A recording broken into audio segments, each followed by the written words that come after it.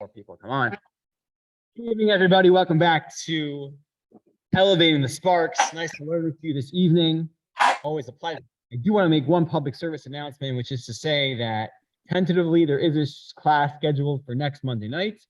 And that will depend on a few factors. It may not happen. I may not be available. Shah Tova, my wife and I are expecting very soon. So Mirz Hashem, everything will be good. But if I am not available for that reason, then you will be notified, please God. But tonight I do want Tonight I do want to talk about a very important thinker. We're going to go a little further in history to the beginning of the 19th century. We've been talking about the very first Hasidic masters, but tonight I want to talk about a very important Hasidic thinker, and that is Rav Zadok HaKohen of Lublin. Has anyone heard of Rav Zadok HaKohen of Lublin? Albert here, my friend here in the audience, says yes. Anyone else? Rav Zadok HaKohen of Lublin recently really has become a very popular thinker. His work has been consumed much more commonly in today's day and age for various reasons. But what I want to do, I'll talk for a few moments about his life. I'm not going to do his biography justice right now. It's quite a fascinating life, like many of the other Hasidic masters that we've learned about. It is not a simple life. He did not lead a simple life. So Rav Zadok HaKohen was born, I believe, in 1823 in Lublin, which is a part of Poland. He was not born into a Hasidic family. In fact, he was born into a Misnagisha family. And Rav Zadok HaKohen was an Eloi, a genius, a prodigy. I got this information from Dr. Yaakov Elman. He writes in one of his articles on Rav Zadok HaKohen that tradition has it, he began learning Gemara at the age of 3. He began learning Gemara at the age of 3, and he had mastered it by the age of 8. So that's pretty good. So he was an absolute Eloi, a genius beyond geniuses. I don't know exactly if the ages are accurate, but what I do know is from looking at his work, he quotes from everything, all areas of Torah. So he was a brilliant person. At a very young age, he got married, and it did not work out well. And he sought a divorce from his wife. Jewish law now has it that one cannot divorce a woman against her will, and she did not want to divorce from him. And in order to be able to divorce Rav Zadok HaKohen, divorce his wife, Rav Zadok HaKohen sought out what is called a heter mea rabbanim, which is a rule, an interesting rule in halacha, not to discuss now, but there is a rule: if you get the consent of 100 different rabbis, then it is possible to divorce a woman against her will. So he went traveling throughout Europe to visit all these rabbis to get this dispensation. And over the course of that journey, he became familiar with different Hasidic teachings. He became a student of the Mei HaShiloach, the Ishbitzer Rebbe, and he became a Chassid. And ultimately, he continued on this path, and he became a Rebbe in his own rights as time went by. So this is a person who grew up in the Lithuanian school of learning and ultimately became a Hasidic Grand Master. There's a lot more to say about Rav Zadok. He is known a lot for his work on the history of halacha. He was a very revolutionary thinker in terms of his ideas of how halacha developed all the way from the time of the Tanakh through the time of the prophets until the time of Chazal. And he has some really interesting ideas and revolutionary ideas about how that happened. But I don't want to focus on that now. What I do want to do is delve into one of his teachings on the idea of Rosh Hashana. So Rav Zadok HaKohen wrote a number of works. One of them is called Pri Tzadik. The works are really interesting. He wrote some works that are specifically focused on Torah Sheba'al Peh, the oral law and the development of tradition, such as Resisei Laila. He wrote works about dreams, Divrei Halomot are all about his ideas on dreams and their interpretations. And the Gemaras, there are Gemarot about how to interpret dreams and his take on them. He wrote a work about angels. It's called Sichat Malachei Shaarei. He also wrote a short manuscript on demons, on Shadim, which is also a topic treated in the Gemara. So yeah, he's really a voluminous writer. He wrote a ton. And one of the works he wrote was Pri Tzaddik. Pri Tzaddik is a series of discourses on the weekly Torah portion and also on the holidays. And what we're going to do now is try to study one of those works together, or some of it. And let me just give you the following introduction. It is not an easy work. It is not an easy work. The writing is difficult, and he's quoting things left and right and sort of weaving them all together. So we're gonna have to dig in and try to, as you say, help cup and try to dig at this together and understand what we can. So what I've done for you is in the source sheet, and again, I'll put the link in the chat. And I apologize for not translating the first part. I gave it little subtitles at the top, but it's very hard to translate all of that. But what I did for you is I had the actual text of the essay we're going to read together, and at the end of it, I have a number of sources which Rav Zadok HaKohen quotes. And I'd actually like to start by looking at the first source. So if you look after, in the second page of the source sheet, after my paragraph called Torah and Chesed, I have a passage from Nehemiah. That's about Rosh Hashana. It writes, it's in Nehemiah chapter 8. If you know the story of Nehemiah, describes the return of the Jews to Eretz Israel after the Babylonian exile into Shomayim and the rebuilding of the temple. And as part of that, the Torah, the Navi, or Ksuvim really, writes about the following. It writes about how Ezra Sofer read the Torah to the Jewish people, and they were very upset, and they were saddened by the reading of the Torah. And Ezra and Nehemiah tell them now not to be upset. And this is our first source here. Let's just read it briefly together. But Yomer Lahem, he said to them, L'chu ichlu mashmanim u'shesumam takim. He says to them, don't be sad. Go, eat choice foods, drink sweet drinks, v'shilchu manot la'ein nachon la, and send food to those who do not have it. Ki kadosh hayom adonenu. Today is holy to our master. Va'al te'atzevu. Don't be sad. Ki chedvat Hashem hi ma'uschem. For your rejoicing in the Lord is the source of your strength. So here's the kicker, okay? Chazal understand that when it says Ki kadosh hayom la'adonenu, don't be sad, rejoice, eat, be festive, because today is holy to our master. It's referring to a specific day. It's referring to Rosh Hashana. As I'll understand that what Ezra and Nehemiah were telling the people is, don't be sad, don't be upset, don't be distressed, eat, drink, rejoice, because today is holy. It's Rosh Hashana. Now, what's the problem with that? What's the problem with that statement? What's the problem with Nehemiah and Ezra telling the people to rejoice and to eat and be festive because it's Rosh Hashana? Any ideas? Let me out for a second. When you think of Rosh Hashana, what emotions do you usually associate with it?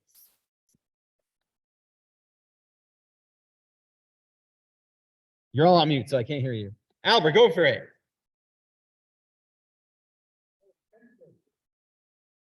If you were to pick a holiday in which you would say to people, don't be sad, eat, drink, be merry, it wouldn't be Rosh Hashana, would it? Maybe it'd be Purim, Sukkot.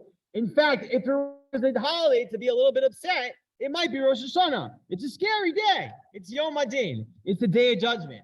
Furthermore, Rav Zadok's going to point out, indeed, there are those authorities that hold that you're allowed to fast on Rosh Hashana. That is opinion in halacha. And it is not a day of eating and drinking and being merry. It's not like Sukkot or other holidays. So it's quite strange that to explain to the people why it is that they should not be upset or sad and that they should rejoice, Nehemiah tells them, Kadosh Hayom Ladonenu. This day is holy to our master. Why is that a good explanation as to why they should eat and drink and be merry? It's Rosh Hashana. Maybe you should be telling them it's Rosh Hashana, the day is holy, so continue fasting or do tshuva. It's a very strange thing. Now, this, I'll say parenthetically, is consistent with the opinion of Rav Zadok, where he, at this point, Abayit Sheni thinks that all the halachot of Rosh Hashana are already really applicable. So the fact that in halacha we find shitos that say that you can fast for Rosh Hashana bothers us when you read this pasuk in Nehemiah. That's one question I want to focus on. Rav Zadok takes it a little bit further in source number 2. Source number 2 is a very difficult source. It's a Gemara in Eruvin. Here's what it says. It says, Tana Rabbanan, the rabbis taught. Source 2. Or you could look at the English translation.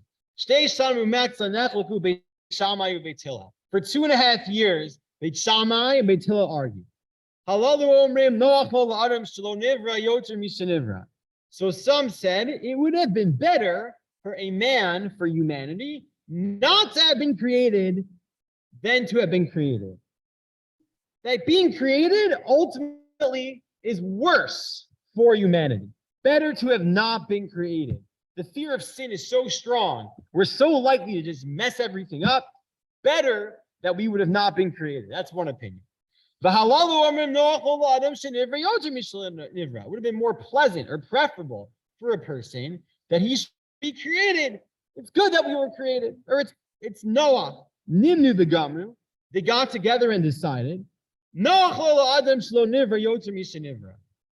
It is better, preferable for a man to not have been created than to have been created. You know what? Push comes to shove. For our sake, how would it have been better had God not created us?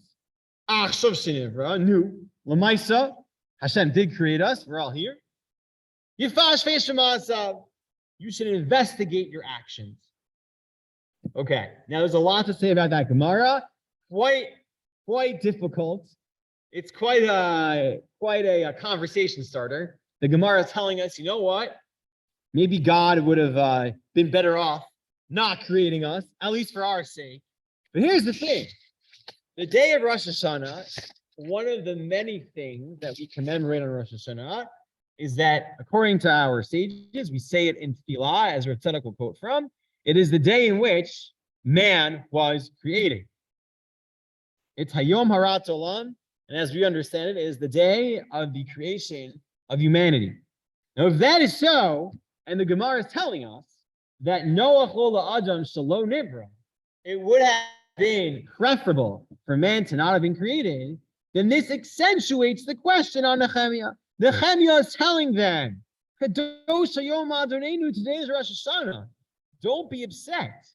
But if Rosh Hashana is the day of the creation of man, and the Gemara is telling us, Noach lo la'adam shelo nivra yoter mishenivra, why is the day of Rosh Hashana a reason to rejoice? We should be upset on Rosh Hashana. It should be a day where we're not particularly happy and festive. Would have been better, we're so fearful of sin, would have been better that we would not have been created. So these are the questions that Zadok sets off to answer. In doing so, I think he introduces a lot of really fundamental, deep ideas that I hope resonate with you and that hopefully will reverberate in your mind as we prepare for Rosh Hashana. So here we go. Again, I'm going to read most of this in Hebrew. I'll try not to read everything, but now we're going to turn back to the first page where it starts, joy on the day of creation. That's the question. So we quote the pasuk in Nehemiah.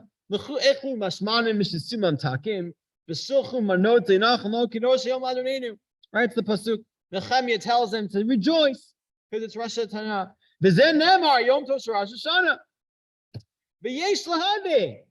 We have to understand, because it was a holy day to God. Yes, because it's a holy day, therefore you have to eat choice foods. Well, that's a strange association. Hello, Gemara.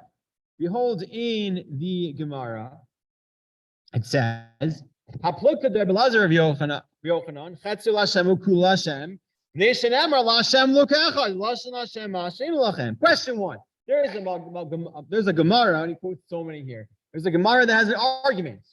What is the right way to spend Yom Tov? One opinion says that you should spend the day either eating or learning. One opinion is you should split your day. What do we say?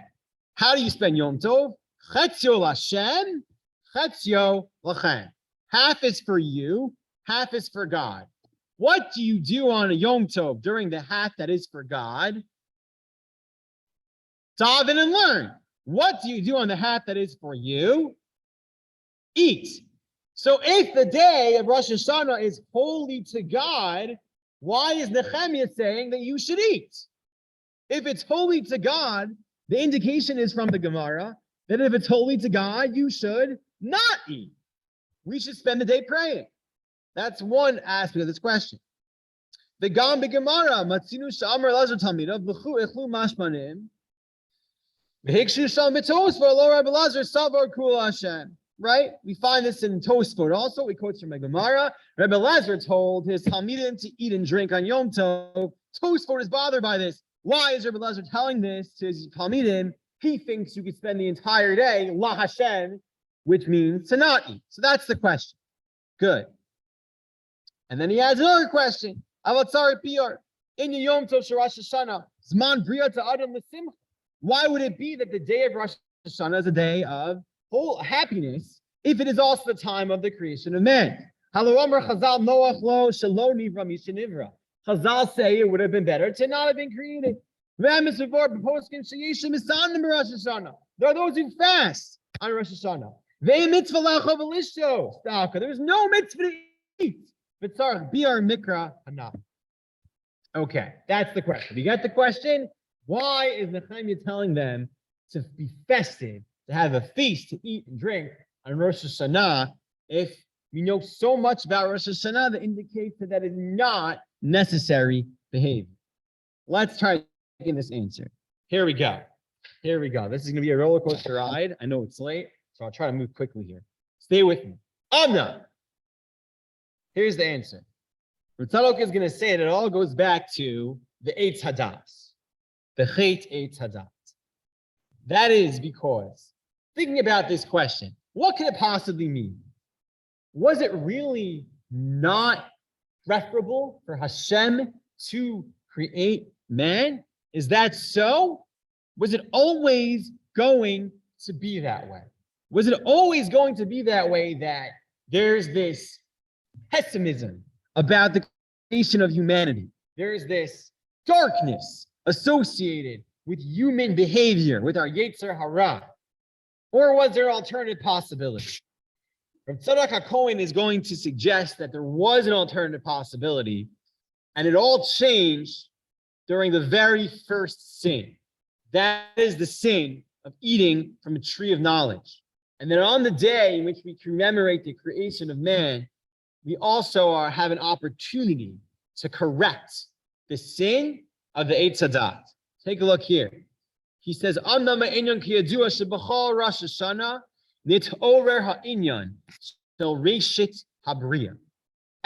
Rosh Hashana, there is a reawakened force of creation, of the beginning of creation. This is an important point. I think it's worth taking just a moment to reflect on this in terms of Rav Zadok and the Hasidus generally. It's a point we made before. I'm going to make it again. Now, the Hasidic perspective on the world, the Jewish mystical perspective on the world, is that the world that we see, touch, and feel, that is tangible, is not what you might call the most important world. The Hasidic perspective on our world is that it is an outer shell. The physical world is an outer shell of the far more important interior spiritual world that is hidden from us. Part of our mission is through our actions, through our mitzvot, through our learning Torah, through our keeping the Torah mitzvot, is to unlock access to that spiritual world. So what Zadok says here, Rosh Hashana, we might think on a surface level, Rosh Hashana is commemorating. It is something that we remember. Today we remember the creation of the world. Nothing's happening right now. What happens at Rosh Hashanah? Nothing particular, but what happens is we go to shul and we think about certain things. That is not the Hasidic approach. Rav Zadok's approach to Rosh Hashanah is that there is a spiritual force that we can access on Rosh Hashanah that relates to the beginning of creation. That the Jewish calendar is cyclical, and that in each of the holidays, it's not just commemorating what happened in the past, but there is a spiritual force that caused each of those holidays that is accessible in the present.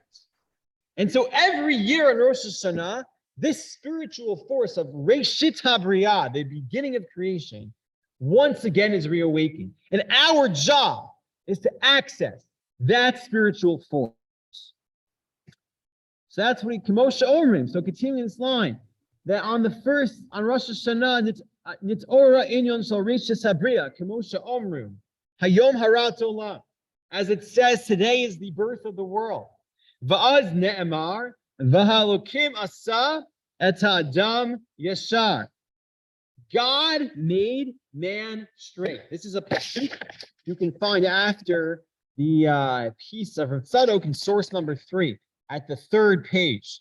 This is a pasuk from Kohelet. It says, Lech levad re'ezeh matzati, see that I have found this, asher asa elokim et ha'adam yashar, v'hema bikshu cheshbonot rabim. God made man straight, but humanity sought and pursued many different calculations. That is to say, says Rav Zadok, that we were created with the opportunity to be totally holy. And at Chet Eitz Hada'at, everything was corrupted. Everything was twisted. And he explains how. He says, V'achar zeh, after God created man straight, hayah kilkol b'tavat achila, there was a ruining that happened and caused us to have tavat achila, the temptation to eat, the temptation to ingest physicality. Ayedei achilat eitz hadat tov v'ra, through eating from the tree of knowledge of good and evil. That there is something that happened there, a fundamental change happened in the makeup of humans. The Isa b'tikunim, and now he's quoting the Tikkunei Zohar. Again, he quotes him all over. Quotes something interesting. There's an argument here. I'll paraphrase it briefly. There's an argument here about what the Eitz Hadas was. Let's take it outside for a second. There's an argument in Chazal. What sort of fruit the Eitz Hadas was? Some say wheat grew on this tree. Some say it was the vine, grapes grew on the tree. Some say it was figs. And in Tikkunei Zohar, it says it's all true. They're all right. So what does that mean? Rav Zadok HaKohen says that there were two options. There were two options at the beginning of creation. The Eitz Hadat Tovara and the Eitz HaChaim. Each of those trees would have impacted how we ate all the other fruits of the tree. Meaning to say, and he says this, in fact, if you look at the paragraph where I have the sin of eating from the tree of knowledge, you can skip down to that 4th line where it says the 4th word, it says ki, and there is a little acronym, ayin he dalet. He says, ki eitz hadas, the eitz hachayim hayu be'emtza gan. The tree of knowledge and the tree of life were in the middle of the garden. V'kol atzei hagan sevivam. All the trees of the garden surrounded them. V'hem hayanota matam shel kol atzei hagan. God included in those trees the tastes of all the other trees of the garden. Kulan. If Adam had first eaten from the Eitz HaChaim, from the tree of life,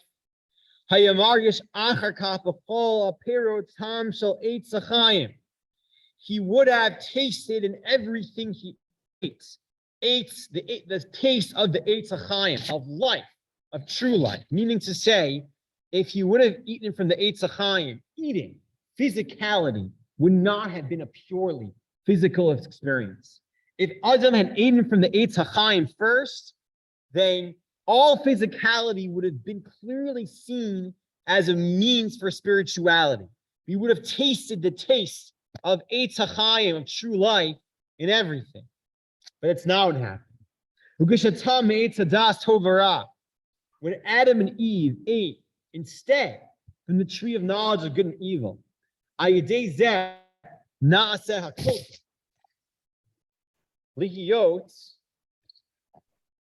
second.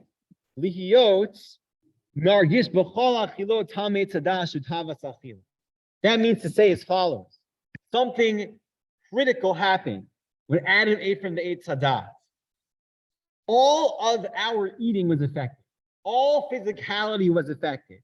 From then on, because the Eitz Hadas contained within it all the tastes of the other trees of the garden, it means to say that when Adam ate from the Eitz Hadas, he now had a totally physical temptation of eating. It introduced into eating the physical temptation. And that is what brings the downside of humanity, that physical temptation that became part of our physical experience and everything that we do once Adam and Eve ate from the Eitz Hadas. So that is to say, to summarize, it is not that when Hashem created Adam Harishon, it was bad. It was Noach lo shelo nivra. It's that due to this corrupting of the human character, due to this Chet Eitz Hadas, our experience became one in which was characterized by temptation for physicality, and that is what changes our human experience to be one marked by sin and by failure. And that's what happens the day that Hashem creates Adam Harishon. So how does that relate to Rosh Hashana? How does that relate to Rosh Hashana? Rav Zadok HaKohen does something really creative. He noted that there are two approaches to Rosh Hashana. Two approaches. One is to fast. To fast on Rosh Hashana, not to eat, to refrain from eating. That is one opinion in the postscript. And that is one approach.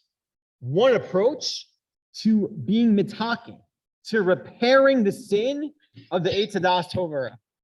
Rav Zadok HaKohen is going to argue that one of our goals on Rosh Hashanah is to be mitaken, to repair, to atone for the original sin of humanity, of eating from the Eitz Hadas. And these two opinions of whether to eat or to fast in Rosh Hashanah are two different approaches to how to repair that sin. And this so far also relates to this. How so? I'll read a little bit here. For those, I just tried again to put the link to the source sheet in the chat. We're now starting from the paragraph which is headed, Repairing the Sin Through Fasting. Ubiyom Rosh Hashanah, on the day of Rosh Hashanah, some hold it's permissible to fast. On that day,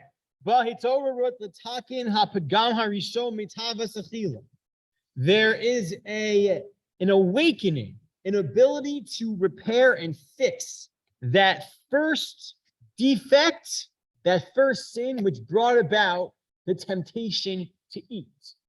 One approach, how are we mitaking the sin which brought about the temptation? By refraining from eating. The sin was eating from the Eitz Hadas, which colored all the way that anything we eat. So we are mitaking that sin by refraining from eating, according to one approach. Fasting is a way of being restricted, of containing the Yetzer Hara, putting it back in its place. Liota Yetzer Hara nichna b'leva adam, that the evil inclination should become subservient in the human hearts. Through doing this, a person can repair that first defect.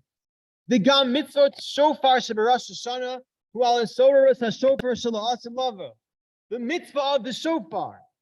The mitzvah of the shofar, one idea is, it is an awakening to the power of the shofar at the end of days. What does that mean? Rav Zadok quotes an interesting midrash. You can take a look at the midrash, actually. Fascinating midrash from source number 4. You flip to, again, to the last page of the source sheet. In source number 4, and I have a brief English translation here, is the Psikta Rabati, an early midrash that writes as follows. Interesting question. Yilamdenu Rabbeinu, shofar shenike vustamo, mahi shekar shalakaba. Question is, I have a shofar, that there's a hole in the shofar, a defect, and I fix the defect. I plug up the hole in the shofar. Is such a shofar usable for Rosh Hashana? Halacha question. He says, Kach shana Rabbeinu in the akivhu hatzakia pasul b'mavu kasher. If it impacts, if this hole in the shofar affects the way that the sound of the shofar sounds, then it invalidates the horn. And if not, it's okay. Here's the kicker why. My Tom, Dixiv, and now I see it's Shemot, Dixiv Hashem Elokim b'shofar yitzaka. In Shezin Zechariah, that Hashem, at the end of days, is going to blow the shofar.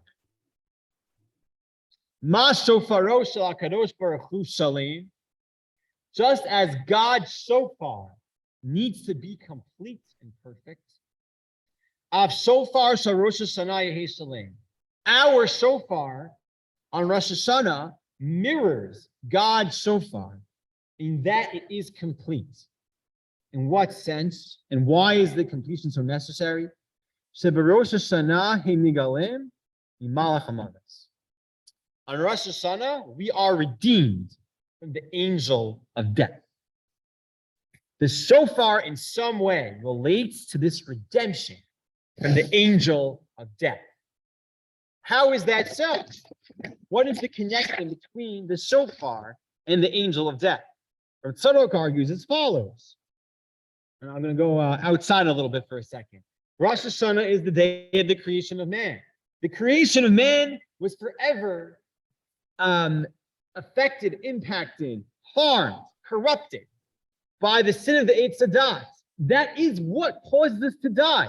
God says, now that you've eaten from the Eitz Hadas, I cannot let Adam live. He's going to have to die. So it's that sin which makes us susceptible to the angel of death.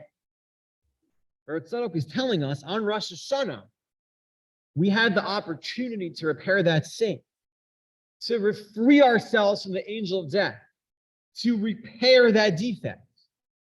And so on Rosh Hashana, the shofar, which is the implement we use as our mitzvah, is reminiscent, representative of God's shofar at the end of days that will ultimately free us from the angel of death. So here's what he writes here. Let's pick it up. Let's pick it up from the beginning of the paragraph here for a second. You take a look here at the at the third line under repairing the sin through fasting. There's a Vivav Reish Lamed. It says Vivav Reish Lamed Ratzalomar. Ratzalomar. To us, Yivor Yetzer Har Me'olam. At the end of days, when God blows his shofar, the Yetzer Hara will be eradicated from the world. V'zeh Yedei Shofar Hagadol. That will be for the ultimate shofar.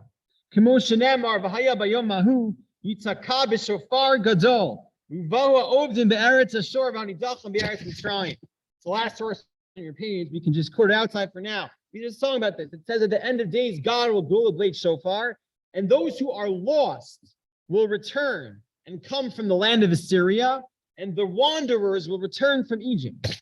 What does that mean? That means to say this original defect will be totally repaired at the end of days. It's not, again, the Hasidic perspective is the physical reality is always connected to a deeper spiritual reality. So the ingathering of the exiles through the blowing of the shofar at the end of days is not just a physical ingathering of the exiles, but it's deeper. It's even those who are subsumed among the nations of the world, even those Jews who have assimilated, who have lost the path, who are nidachim, who are wandering, who are lost in foreign lands. Yitorah behem penimius nekuda shebekdusha. The internal holiness in all of them, the spark of holiness within them will be awakened. Lachzor l'shorsham, to return to their roots. Kibreshit habriyah. At the end of days, there will be an internal redemption. Even those Jews who are lost and are wandering will be gathered, will be called in by the shofar, that God will awaken the unique spark of holiness within each of them and cause them to do tshuva. Look at the Isi Yerushalmi. What's Yerushalmi here? You don't need to read it inside. But that's what's going to happen at the end of days. And therefore, he says something interesting. We know that in halacha, I'll say this part outside, we know that in halacha, you have to do 3 different blows halachically. You need to do 3 truas. And each of those truas needs to be preceded and followed by a tekiah. So that's what we require in halacha. Tekiah, sharua, tekiah. Right? We know this. And of course, in halacha, we don't really know what a trua is a trua. The 9 sets of short blasts, the 3 medium-sized blasts, the combination of the shvarim and the trua. So then we have to do all of them, and each of them 3 times, follow with a tekiah and a tekiah, and then we get it 100 times. But fundamentally, the character of blowing shofar on Rosh Hashana is tekiah, trua, tekiah. What's the meaning of that? Why tekiah, trua, tekiah? Brilliant idea, Rav Zadok. What is a tekiah? A tekiah is what we call a pshuta. It's a kol pshuta. What's pshuta mean? Simple. It's a simple blow. Tekiah, and it's a straight blow. A simple blow of the shofar. What's a trua? Trua is broken. It's broken. It's right? It's a bunch of broken blows, followed by a tekiah. Says Rav Zadok HaKohen, incredible idea, that this actually is representative of the history of humanity in the past, present, and future. Man began as a tekiah, a simple blow. At the beginning of creation, humans were simple. We were not corrupted by the Eitz Hadas, by the Tavas Achila, by physical temptation. God made us yashar. He made us straight. Throughout the majority of human history, throughout our long exile, is the period of trua, of brokenness, of broken sound, of complication, of failure, and rising again, and more failure. And that's the shvarim. That represents the trajectory. Most of human history is a period of trua. That's the main thing that we're blowing on Rosh Hashana. And then the last thing that we blow is the tekiah.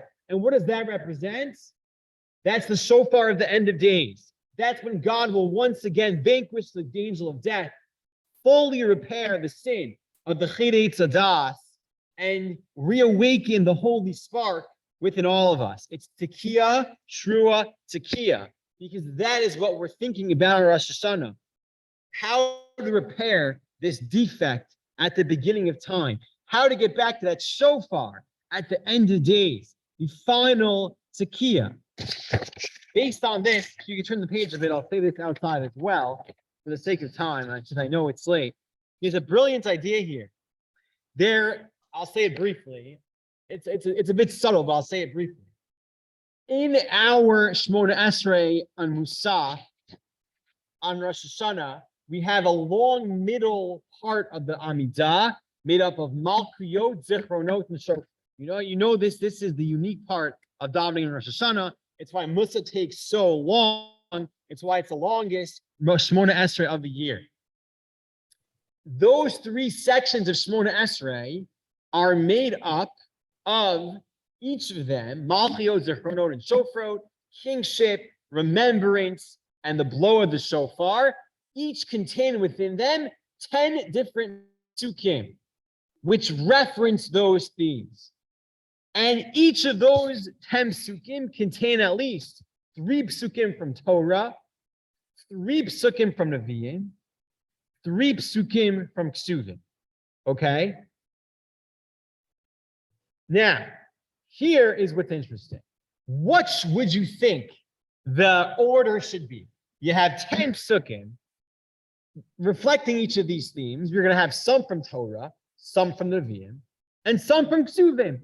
The intuitive order would be, you start with the psukim from Torah, you follow with the psukim from the Nevi'im, and you end with the psukim from Ksuvim. That would be the intuitive order. Tanakh, Torah, Nevi'im, Ksuvim. That's not how it goes for shofarot. Shofarot, the last section in the Shemona Esrei, switches the order. We say the psukei Ktuvim before the psukei HaNevi'im. That's interesting. Why do we do that?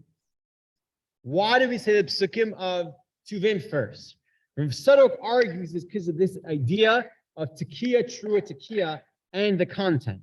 He argues as follows. The psukim in the Torah refer to the shofar of Matan Torah. Matan Torah, we had a tikkun for the kilkul. Chazal tell us that had we not committed Cheda Egel, we would have lived forever. We would have repaired the sin of the Eitz Hadat. So that was the time of that tekiah, that original simplicity. The psukim in Ktuvim talk about the tekiyat shofar that we do when we blow the shofar. Our blowing now of the shofar, that's the middle period, where it's not so simple, where we have a struggle with the Yetzer Hara.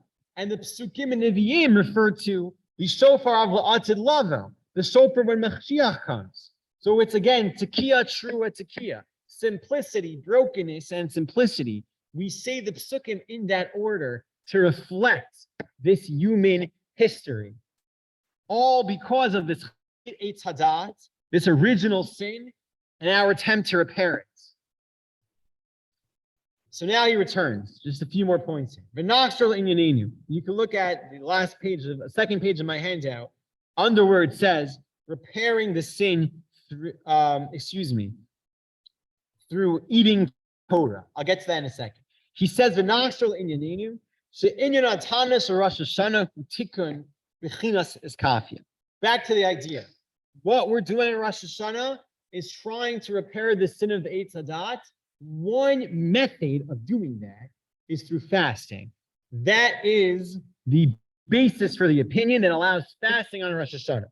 You see the brilliance here, how he's living together all these different sources from Kabbalah, from Medrash, from Gemara, from the Rishonim, from Halacha, from Tanakh, and using it to build this beautiful edifice of what it means to keep Rosh Hashana appropriately.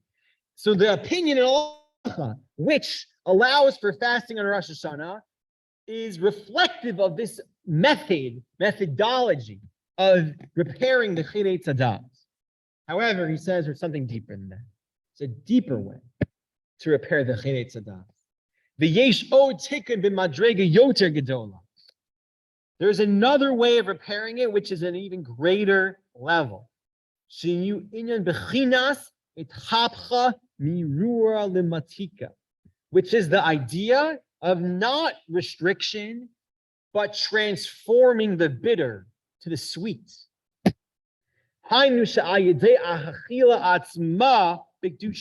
Through eating in holiness. You took an abgam, instead of saying we were corrupted, we therefore have the temptation of eating, and we repair that by not eating.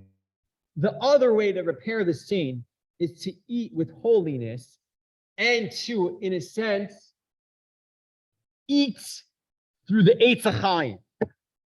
To eat in a way which is colored by the tree of life, the tree we were meant to partake of to begin with. Al piak Torah hadosha, Shehu Eitz Chaim, through the Torah. Now, I'm not sure what he means here, but Rav Zadok is going to argue here that the eating referred to in Nehemiah. The eating referred to when Nehemiah says to the people, don't be sad on Rosh Hashana. Don't be mournful. Kadosh Hayom Adonenu. Today is a day of holiness. Means that the eating that he intends us to do on Rosh Hashanah is a achila of Kedusha, an eating of sanctity through the Eitz Chaim, through the Torah. I will admit, I'm not sure if he means that it's just a remez to learning Torah, or he means that if we appropriately learn Torah, we can imbue the eating that we do on Rosh Hashanah with Kedusha. And a better way to be mitaking, a holier way, if you can do it, to be mitaking the Sinei Tadat is not to fast, but to imbue your eating itself with Kedusha. And that's the greatest way of eating. And that's the Ichlu Mashmanim refers to this eating through the Torah, which is the Eitz Chaim. And there are many places he quotes through Tanakh in which Torah is symbolized by eating. L'chu b'lachmi, that our food, our spiritual sustenance is the Torah. And through our eating on Rosh Hashanah, through our eating of the Eitz Chaim, through this holy eating, we can be mitaki in the Chinei Tadas. I'll mention something else briefly, just for a moment. There are strange things we do on Rosh Hashanah. You're familiar with them. What do we do on the night of Rosh Hashanah? We eat all these funny things, right? There's all these simonim. We eat carrots, we eat all this different stuff. The head, shania larosh, below the zana, right? All these kind of tricky, cute, clever little allegories we ascribe to the different names of the foods that we eat based on the Gemara, which says simana milta. So you could look at this as just a cute sort of custom. It's a nice thing, and the kids get into it. It's beautiful. Rav Zadok HaKohen looks at it in a much deeper way. He connects it to this idea. If what we're doing on Rosh Hashanah is being mitaking for the Chinei Tadas, which was an eating of impurity, an eating which corrupted our character, that on Rosh Hashanah, we can fix that same by an eating which is going to set us up for a Shana Tova Mitzukah, for a year of sweetness, to taste the sweetness of spirituality. We're repairing that original sin through that eating. That's in a previous piece in the Pri Tzaddik. So that's the idea of eating. So the eating Nehemiah tells them to do, and he tells them to be happy, it's one and the same. The happiness is through the spiritual eating, this achila of the Torah, of the Eitz Chaim, which atones for that original pigam, that original defect, the eating of the Eitz Hadas. And that is the ultimate simcha, is we can celebrate with God. And he continues to say, it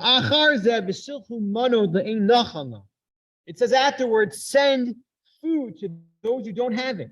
We don't find this except for Purim. Mishloach manot and Rosh Hashana, what's the idea?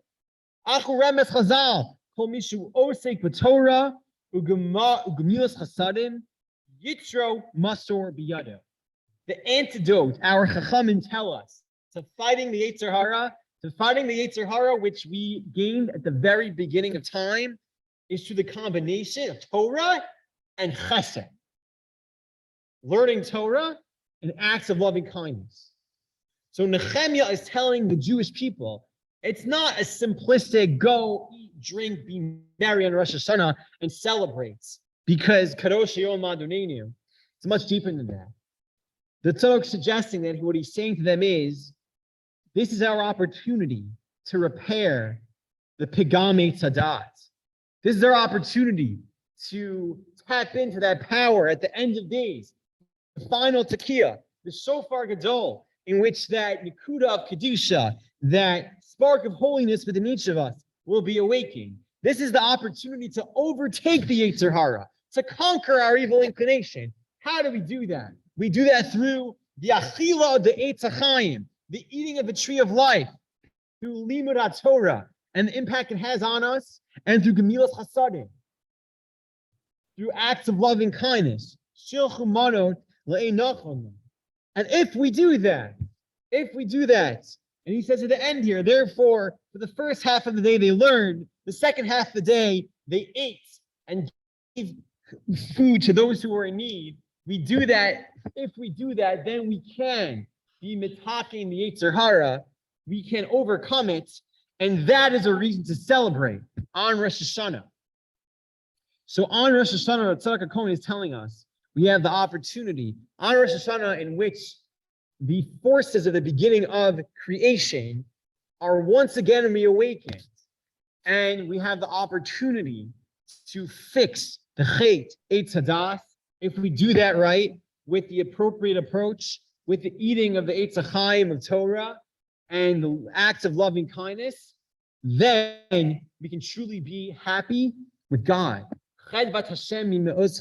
God can rejoice in that.